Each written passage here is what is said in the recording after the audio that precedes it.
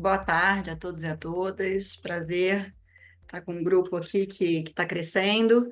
Deixa eu me apresentar. Eu sou Patrícia Loyola, sou diretora de Gestão e Investimento Social Corporativo na Comunitas. A gente está ampliando um pouco esse webinar, é uma iniciativa para transbordar a experiência que a gente tem na rede. E antes de eu passar a palavra para o João, que é o coordenador da nossa rede BISC da pesquisa, eu vou contar um pouquinho para vocês, são dois slides bem rápidos, para contextualizar, para quem ainda não conhece a Comunitas e o BISC, como é que a gente faz o que a gente faz. Então, bom, a Comunitas é uma organização da sociedade civil que é especializada em modelar a parceria público-privada, olhando aí para impacto social. E a gente faz apoio à administração pública por meio de projetos estruturantes e inovadores que são realizados a partir do investimento social privado. E toda a nossa atuação ela é calcada em alguns pilares. A gente vai tratar aqui do pilar de pensar e gerar conhecimento, que é o que o BISC vem fazendo há uma década e meia. O BISC é a sigla, né, para quem não sabe, de Benchmarking do Investimento Social Corporativo, que é voltada a orientar empresas, seus institutos e fundações corporativos na gestão e na qualificação desse investimento. A gente, lá atrás, se baseou numa metodologia internacional do CCP, e é o que normalmente as pessoas conhecem o BISC, né, pela pesquisa. Quem está fora da rede nos conhece pela publicação e por esse conteúdo que a gente gera anualmente, que é a série histórica mais antiga do investimento social corporativo que a gente tem no país. Mas a gente tem, para fazer isso ser possível e viável, a gente trabalha em rede, né? E é uma rede de lideranças sociais e executivos sociais que formam uma comunidade de aprendizado, de construção e de crescimento entre pares, trocando experiências, desafios e soluções comuns. E esse webinar, ele é um pouco fruto já de um encontro que a gente teve muito mais aprofundado com a rede, um encontro mais longo, presencial, na semana passada, retrasada, já estou perdendo aqui o referencial, e que a gente vinha com um entendimento de que é uma tendência a ampliação do investimento das empresas em ações climáticas. A gente levou isso para um debate, a gente vai produzir materiais e conteúdos relacionados a isso esse ano, mas a gente já queria antecipar aqui para vocês umas das as nossas perspectivas e os primeiros achados aí dessa troca que a gente vem tendo com a rede, né? A pesquisa BISC segue acontecendo, esse ano o ciclo dela vai acontecer e a gente lança no segundo semestre os dados aí do acompanhamento anual. E pode passar, João, essa é a nossa rede, ela na verdade, aqui está o slide com o ciclo do ano passado, a gente não teve tempo ainda de atualizar, mas ela é uma rede dinâmica que tem sempre novas empresas aderindo e em breve, já no nosso próximo webinário, a gente já divulga esses novos parceiros que a gente tem aí o prazer de dar as boas-vindas também. Então é isso, vou passar a palavra para o João. Espero que ninguém sinalizou que o áudio está ruim, então acho que vocês estão me ouvindo bem.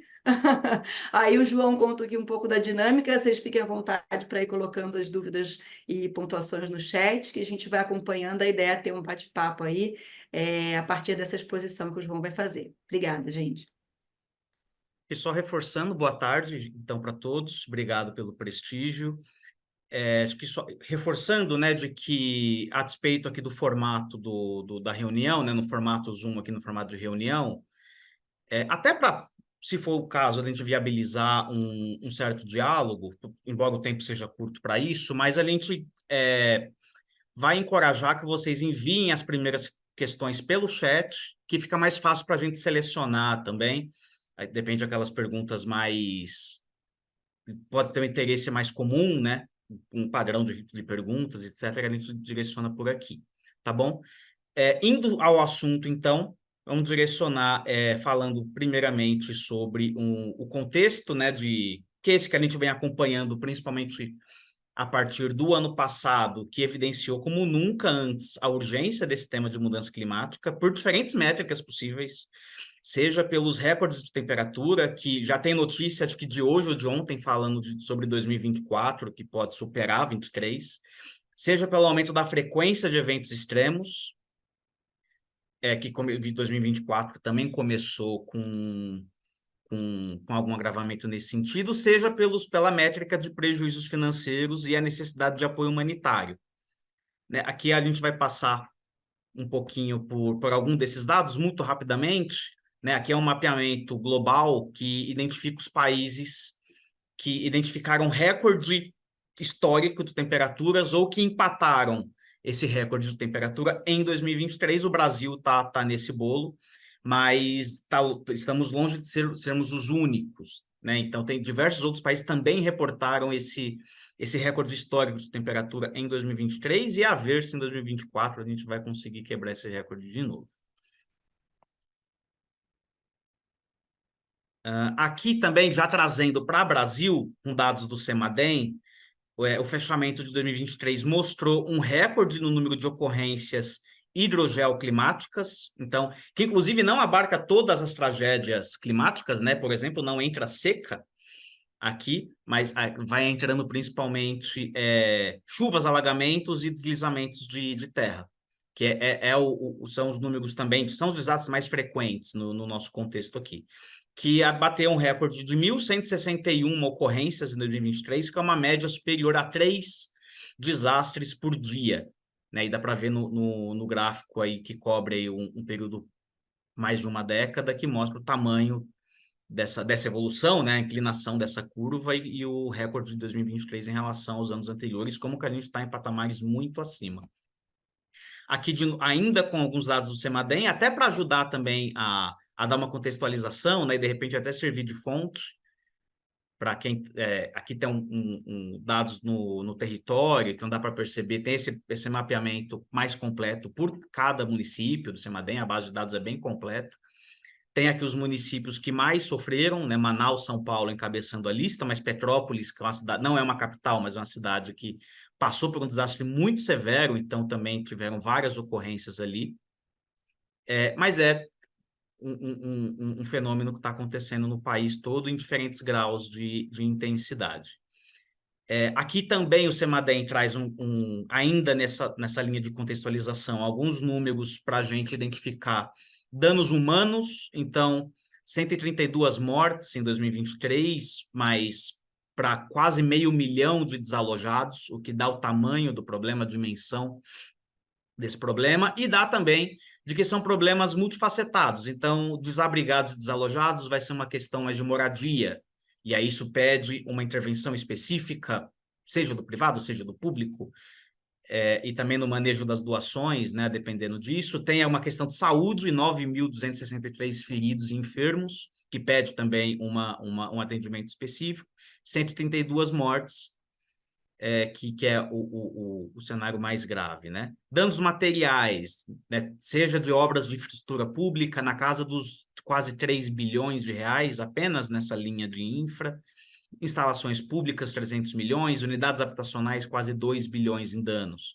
E prejuízos econômicos, aqui o prejuízo nas atividades econômicas, né, na paralisação de atividades e do giro da economia, que girando aqui na soma superior à casa aqui de quase 25 bilhões de reais em prejuízos econômicos em 2023. Outros dados da Secretaria de Defesa Civil reportaram um repasse apenas da Secretaria Nacional de 1,4 bilhão de reais para quase 2.800 municípios, metade dos municípios do país sofrendo pelo menos com uma ocorrência no ano passado, segundo esse levantamento. E essa somatória de municípios, uma população atingida, e aqui engloba também a população atingida indiretamente, né, sem passar pelos danos do slide anterior, de desalojados ou ferimentos, de 14 milhões e meio, 14 milhões e 500 mil pessoas em 23.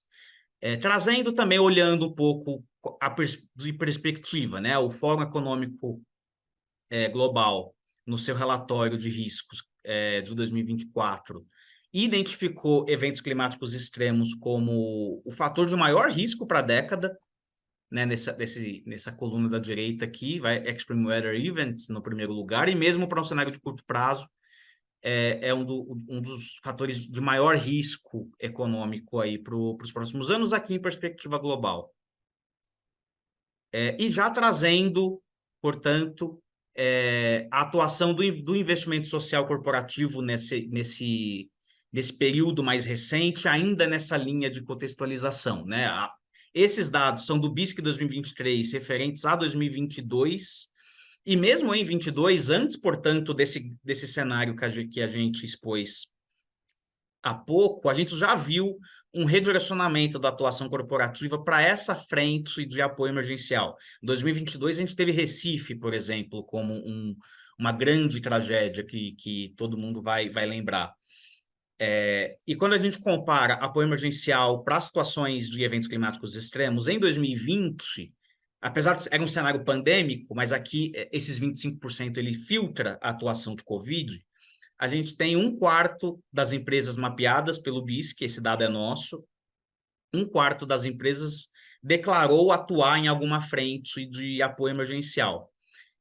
E num período de 2 anos, até 2022, esse número saltou para 3/4 da rede. É uma variação em termos percentuais de 52 pontos percentuais, e até num contexto de 20 a 22, onde houve um enxugamento desse perfil, né? Essa cobertura em 2020 foi muito heterogênea, foi muito atingiu populações que nunca tinham sido atingidas, né, por conta do cenário emergencial de pandemia. Para 2022, a gente teve já um enxugamento, em parte natural, porque o excepcional os números de uma situação excepcional têm a sua excepcionalidade também, mas ficou até o entendimento de que encolheu até demais. Quando a gente pega a saúde, por exemplo, que todas as empresas declararam fazer alguma coisa em saúde por conta das ações de enfrentamento à Covid, em 2022, ainda uma memória de Covid muito viva na memória, esse número já caiu para 38%, teve uma queda muito forte. Então, só passando um pouco esse contexto, acho que a gente está num contexto também de as empresas redirecionarem suas estratégias, né? Acho que respondendo às pressões do ESG, pressões até de ordem regulatória e de diferenciação de mercado, acesso a mercados, né? Para quem exporta para a União Europeia, por exemplo, já está sentindo essa pressão há algum tempo, seja também da sociedade civil em geral, o tema dos ODS, cada vez mais cumprindo esse papel de oferecer uma linguagem homogênea entre governo, sociedade civil e empresas, para a gente minimamente falar da mesma coisa sobre os objetivos do desenvolvimento sustentável. As empresas estão nesse momento de redirecionamento e chamou a atenção, ainda em 2022, como que essa frente de apoio emergencial foi priorizada, né, pelas empresas. Tem até outras métricas sobre isso, né? Ainda sobre esses dados do BISC 22, a gente tem que o investimento mediano das empresas ou das fundações e institutos corporativos nessas frentes de apoio emergencial girou em torno de 850 mil reais. Então, em termos medianos, cada empresa mapeada pela Rede BISC aportou 851 mil reais nesse enfrentamento específico. O número paralelo no mercado americano, né, vindo do CCP, é de 637 mil dólares, o que convertido aqui em paridade de poder de compra, não estou usando a taxa de câmbio habitual do mercado, estou usando a paridade de poder de compra para a gente justamente ter essa noção do quanto que a gente consegue adquirir de bens e serviços com esse recurso. O equivalente em reais lá nos Estados Unidos é de 2 milhões e 200 mil reais. Né? Então, dá um parâmetro de que o Brasil ele tem uma atuação mediana até que relevante, mas em consideração a mercados de economias desenvolvidas, a gente está em patamares muito abaixo. Mas a gente está nesse momento também, inclusive lá, em economias desenvolvidas, dessa agenda de enfrentamento a eventos climáticos extremos está se tornando prioridade. Né? O CCP encontrou, né, que o disaster relief, ainda claro que em relação a agendas mais tradicionais da atuação corporativa, como educação, desenvolvimento econômico, empregabilidade, etc., gira abaixo, e acho que é natural, como fator estrutural do mercado, mas a gente vê que já tem ali 4% das empresas nos Estados Unidos já identificam ações emergenciais como core de atuação do investimento social corporativo, e temos um agregado de 24% das empresas oferecendo essa cobertura. O que, se a gente compara com o dado que a gente tem no Brasil de 77%, dá até uma cara de que aqui no Brasil o setor corporativo está oferecendo uma cobertura mais abrangente, talvez menos especializada no tema. É até uma agenda para a gente continuar produzindo mais dados para continuar identificando o diagnóstico dessa situação aqui no país. Mudando, né? Vamos lembrar que a experiência da Covid, ela mostrou a importância fundamental do setor privado no enfrentamento de emergências. O gráfico do lado mostra, né? Recupera como que o investimento social corporativo estava evoluindo num pré-Covid e como que ele deu um salto muito surpreendente, né? Muito impressionante no ano de 2020, que teve uma devolução natural também. Números de situações excepcionais são números excepcionais também. Então, a gente até tem uma boa notícia de 2021, 2022, a gente ter preservado parte dos ganhos, não estamos operando mais naqueles mesmos patamares, mas o recado aqui é mostrar como que o setor privado foi bastante decisivo, né, no enfrentamento da Covid, mobilizando bilhões de reais que foram bastante determinantes para nos apoiar naquele contexto.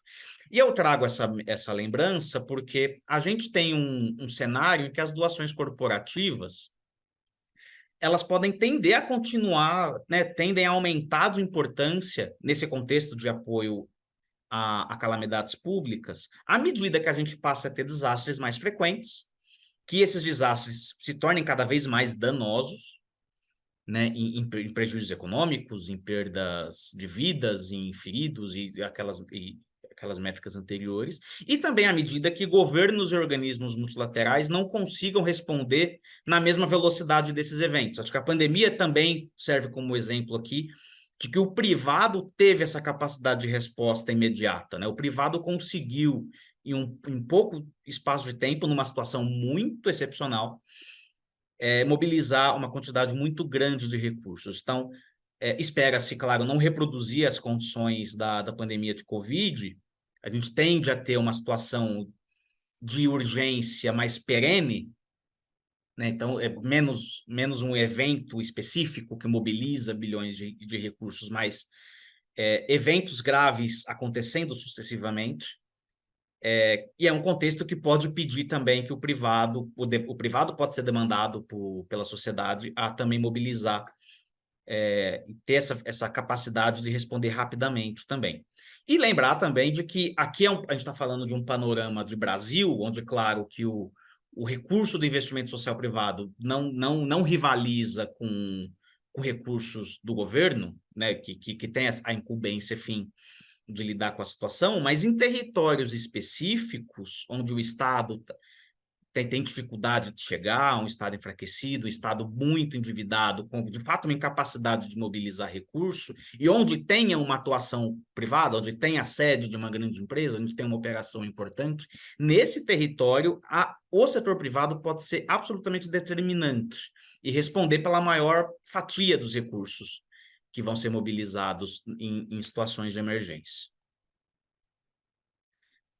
Aqui, enquanto ainda nesse esforço da Rede BISC se posicionando nesse debate, a gente, estudando o tema, a gente conseguiu identificar um padrão, né, de principais desafios que o setor corporativo enfrenta quando dá esse passo de atuar nas ações emergenciais, né? A experiência acumulada ensina sobre esses desafios comuns que as empresas precisam superar para atuar nessas situações. Está muito concentrado em duas grandes frentes, né? São desafios de ordem logística, então uma preocupação ali com armazenamento, transporte e distribuição das doações. Eu acho que o noticiário reporta para a gente, de vez em quando, situações de desperdício de doações, né? Porque, por diferentes razões, entre elas, uma incapacidade na distribuição, um acúmulo muito grande de doação de um mesmo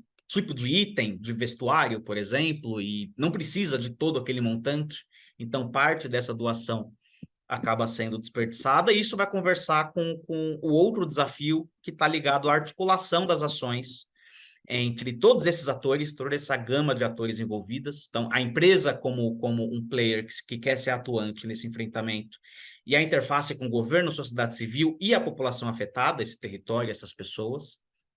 E o desafio está muito relacionado a evitar sobreposições de esforços, então a gente ser mais eficaz nessa atuação, a gente conseguir dividir melhor as tarefas e cada um utilizar a sua expertise para a gente ser mais eficaz, portanto, e evitar justamente essa situação que a gente tem anedoticamente de desperdício de recursos que acontece de vez em quando, quando tem um grande caso de comoção nacional e etc.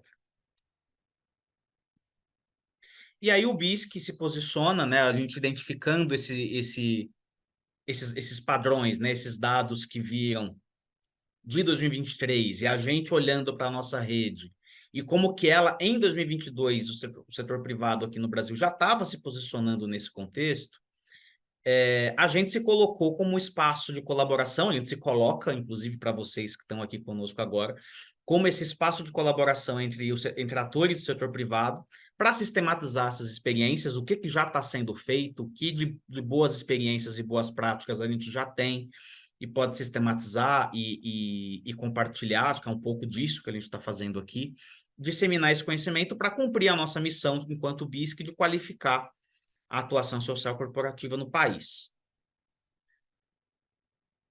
E aqui a gente começa algumas práticas corporativas eficazes que a gente identificou a partir, né, da nossa interação com a nossa rede, a partir das conexões feitas, dos diálogos e etc.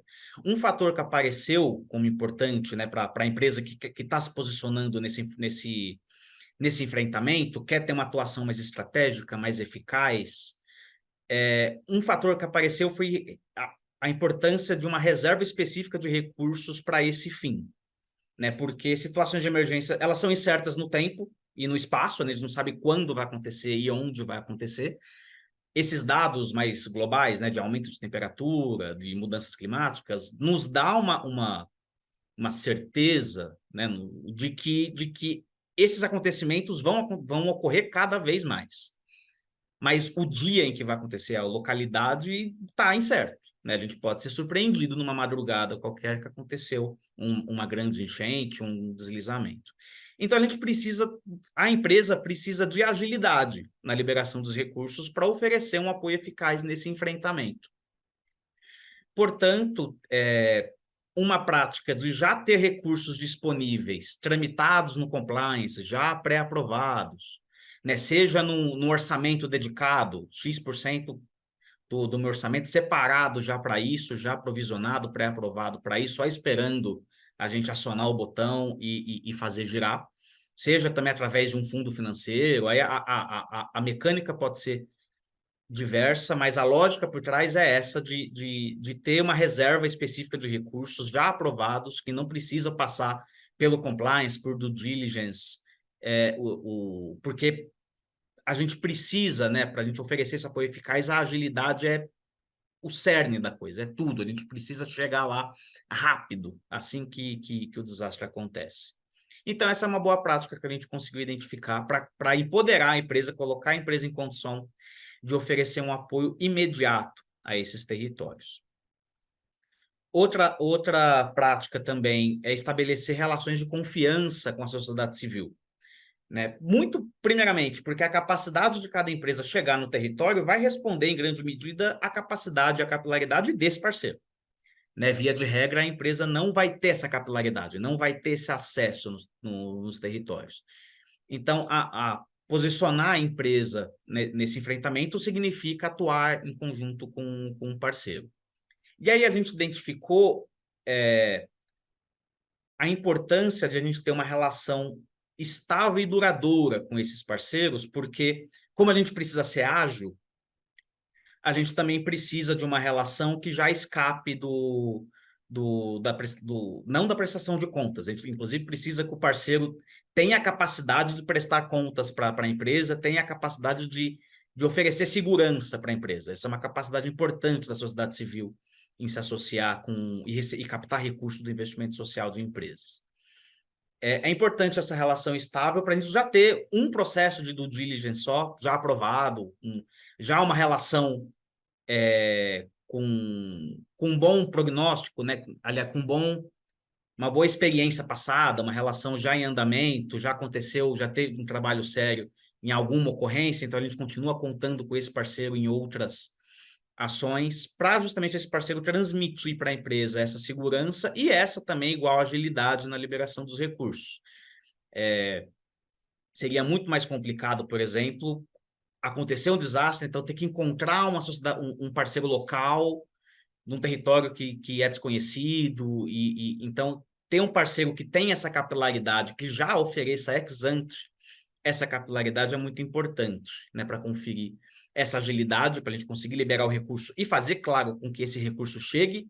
Essa vai ser a contribuição da sociedade civil, e essa relação estável, duradoura, baseada na confiança, para garantir essa segurança que é tão cara, né, para as empresas e para o investimento social corporativo, tão avesso a risco. As OSCs também oferecem essa eficácia dessas organizações conseguirem identificar de fato que necessidades cada população, cada território está precisando, né, justamente sendo esse ator para evitar a sobreposição de esforços, então, para a gente ser mais eficaz no atendimento a essas necessidades e também esse desperdício. Outra prática também que aconteceu, não exatamente um case fechadinho, né, mas mais um passo importante na hora de modelar a estratégia de atuação é considerar os ativos que a empresa pode oferecer, né? E aqui eu vou dialogar muito com um achado das experiências e da literatura de que uma questão de logística é muito importante e é um gargalo muito sério em muitos casos. E justamente é onde muitas empresas vão possuir um ativo muito estratégico, né? Muitas empresas que estão localizadas no território, ou mesmo empresas de serviços, empresas do varejo que têm uma rede de distribuição muito eficaz, ela possui um ativo logístico muito estratégico para esse enfrentamento. E aí, às vezes, é esse ativo que a empresa tem para oferecer, é isso que ela tem de diferencial, principalmente pensando numa atuação ideal, né, uma atuação em rede, em algum território específico, onde diferentes empresas entram, doações de pessoas físicas também compõem esse esforço.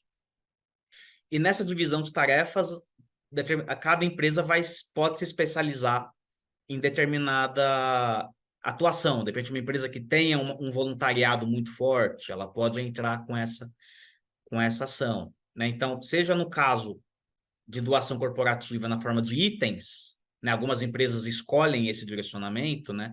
Doar cesta básica, kits de higiene, depende, né? Alguma coisa que a própria empresa produza e que atende necessidades imediatas da população atingida. Seja também na distribuição das doações que são captadas por diferentes fontes, então doação que vem de pessoa física, que vem da sociedade civil, etc. O setor privado ele pode atuar de forma muito decisiva ao oferecer um ativo, por exemplo, aqui um ativo logístico para essa força-tarefa. O logístico aqui ele serve a título de exemplo, né? Porque endereça diretamente um dos principais pontos de dor do enfrentamento de calamidades públicas, mas é o exercício aqui de cada empresa modelar a estratégia baseada naquilo que ela pode oferecer de melhor, naquilo que ela pode oferecer de diferente, inclusive.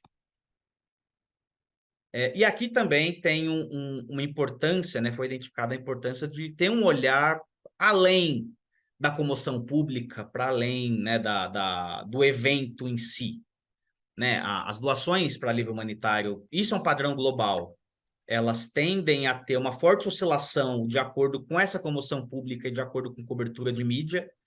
Então, as doações explodem quando a mídia está falando disso o tempo todo, e assim que a pauta muda, essas doações cessam quase que imediatamente. Isso, inclusive, provoca alguns problemas de logística que uma atuação em rede de empresas da sociedade civil pode ajudar a endereçar. E, no entanto, aqui os efeitos colaterais de um desastre em uma determinada população, elas perduram no tempo. E acho que é função do investimento social corporativo, que tem essa intencionalidade, de atuar em vulnerabilidade climática, olhar para esse fator. Né? Então, e aí tem uma provocação de que, mesmo agendas tradicionais do investimento corporativo, como educação, capacitação profissional, as empresas podem continuar atuando nas suas temáticas, nas suas causas mais caras, né, mais materiais, com um olhar também para a mudança climática, né? Pode, por exemplo, adotar um critério de vulnerabilidade climática para definir a população-alvo dos projetos. Né? A gente, inclusive, mais para frente, tem exemplos de produção de dados que já ajuda na identificação de territórios mais vulneráveis. Então, esse é um meio pelo qual se poderia fazer isso, né? Atuar numa frente de calamidades públicas de mudanças climáticas, atuando com educação. Né? Educação é muito afetada na escala do território por um desastre, porque, obviamente, as aulas são interrompidas imediatamente, e podem levar meses para voltar. Acho que São Sebastião é o exemplo disso, né? Levou muito tempo para retomar as aulas. Inclusive porque muitas vezes as escolas são as infraestruturas públicas mais utilizadas ali pela Defesa Civil, pela Força Tarefa, para abrigar desalojados. Então ficam na escola, etc. E obviamente não dá para ter aula num ambiente assim, fora também efeitos de saúde mental, né, nas crianças, etc., depois de um evento como esse.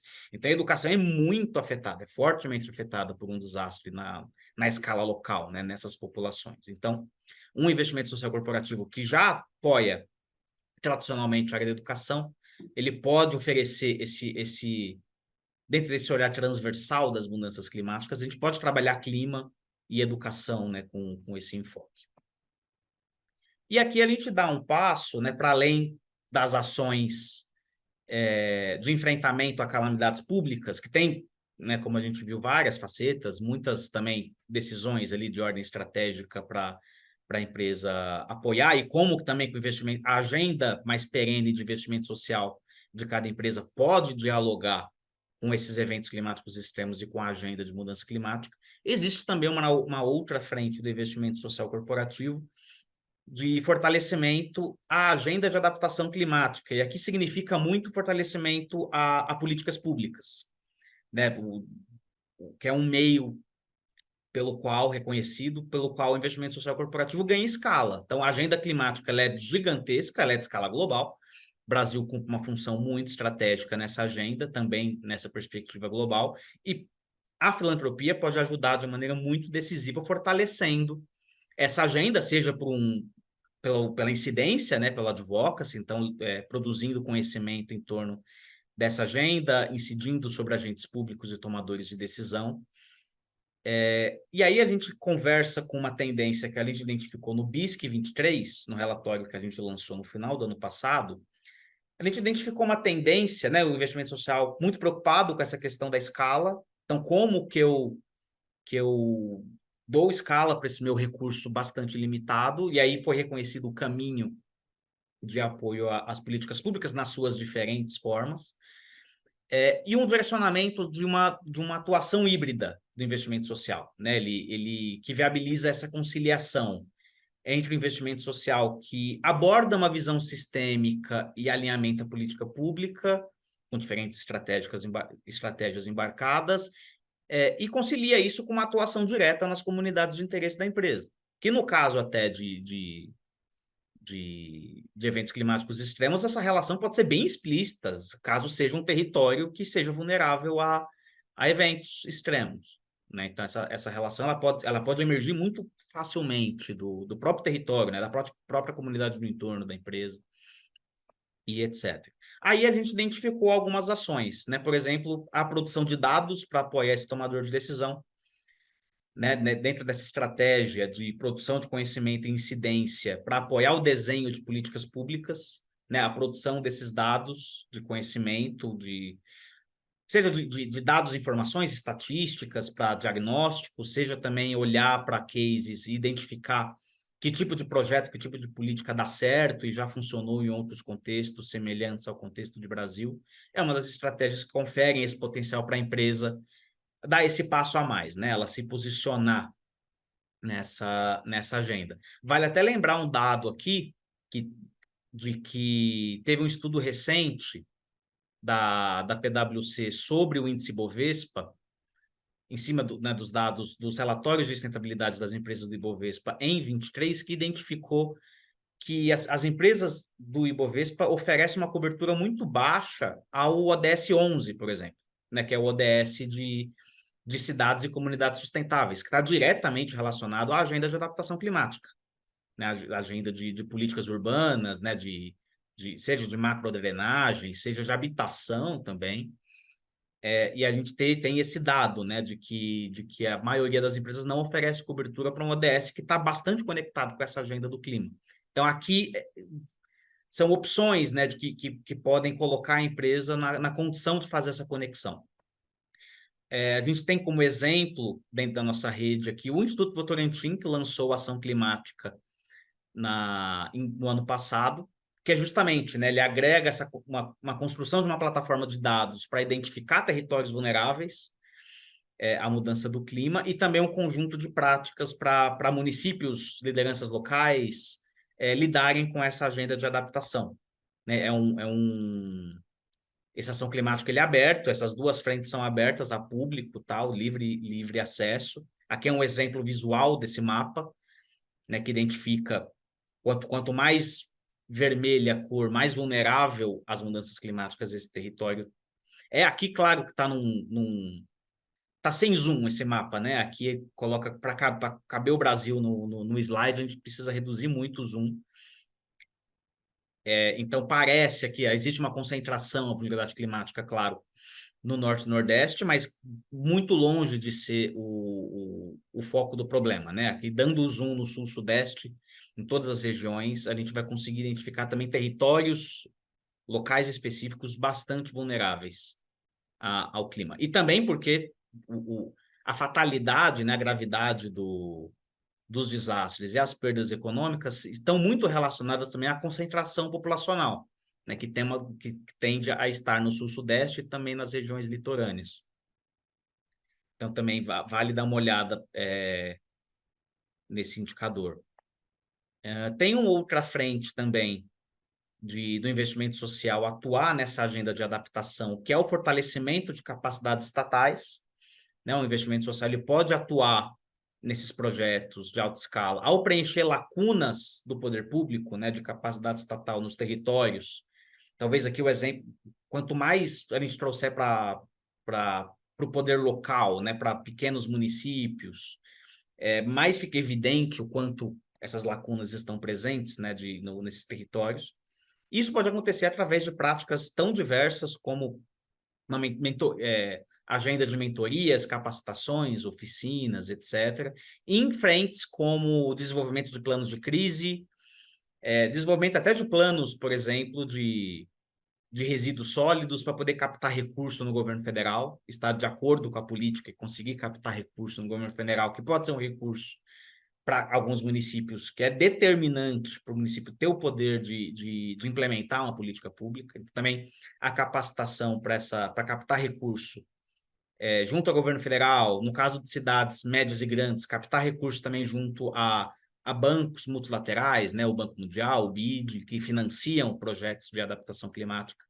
Também é uma linha onde o investimento social pode atuar de uma maneira mais estratégica e com alto poder de escala, né, desse investimento.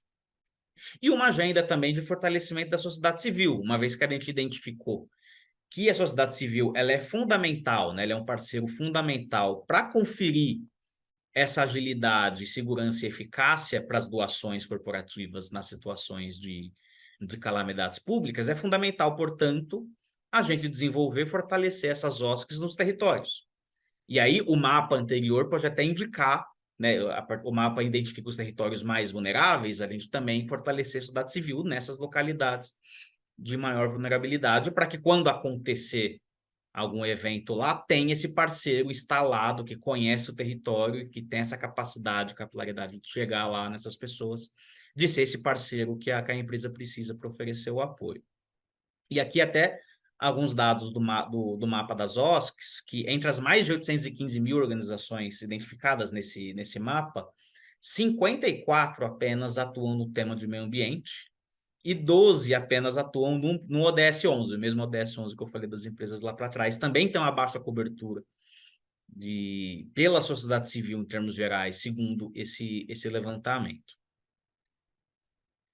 Aqui, a ideia geral da conversa foi essa. Acho que a gente pode abrir um pouquinho agora para algumas perguntas, etc.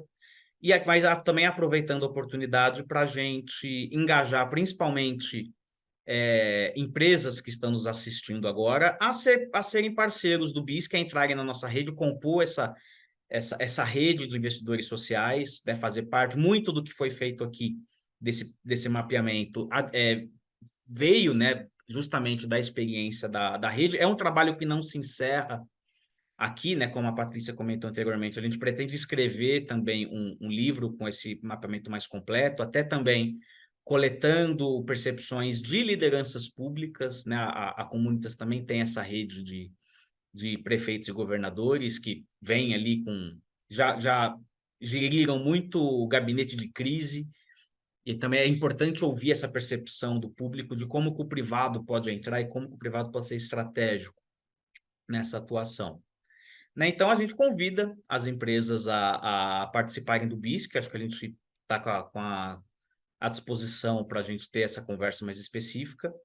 Né? A gente tem o objetivo para com o parceiro, né, de oferecer essa rede de investidores sociais para diálogos, troca de experiências, desafios, né, soluções comuns ali, e conexões também estratégicas para endereçar diretamente questões específicas de cada gestor. A gente também tem o braço via pesquisa e coleta de dados, o braço de oferecer parâmetros e indicadores de benchmarking para apoiar o planejamento estratégico e tomada de decisão e a gestão do investimento social, que de uma ordem mais quantitativa. E também essa agenda de qualificar e fomentar sempre em todas as ações a cultura do investimento social estratégico, né? Acho que não à toa a gente traz esse tema para cá e diz de alguma maneira de que existe um meio pelo qual as empresas, né, existe um conjunto de práticas, existe um conjunto de perguntas ali que as empresas devem direcionar para oferecer esse apoio eficaz, né? Não é qualquer ajuda que ajuda de fato, né?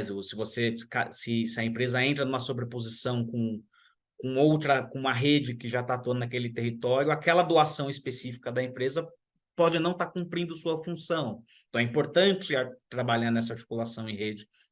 Acho que muito do mérito do BISC é oferecer esse espaço de colaboração. Claro que é uma agenda a ser construída, acho que o BISC se posiciona para ser um ator importante nesse processo. E também, entrando no BISC, você se associa também a objetivos que temos para com a sociedade como um todo, que é essa participação ativa em debate público e em promoção à agenda de investimento social. Eu acho que esse webinar cumpre um pouco também esse papel. E também mediante artigos, participação em evento, articulação com atores estratégicos. Nesse momento, a gente está em articulação com alguns atores importantes, inclusive nesse tema de ações emergenciais, e também na frente de produção e disseminação de conhecimento para públicos interessados e afins.